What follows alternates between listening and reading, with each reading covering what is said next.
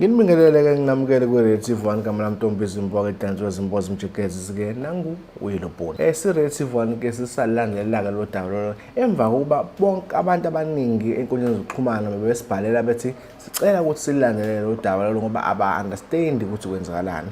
Lo sisi-ke lona-ke osevidweni usolakala ukuthi wongasenquthu besebenza e-spa. Usisi-ke washelwa insizwa thizeni yamshela iminyaka ewu-14 engayiqomi lo sisi lo.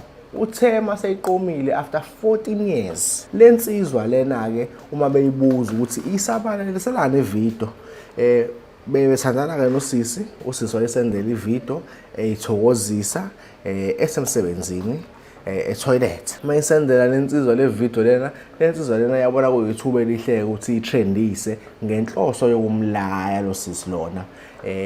Imlayele ukuthini 14 years wonke engayiqomi isizomqoma manje.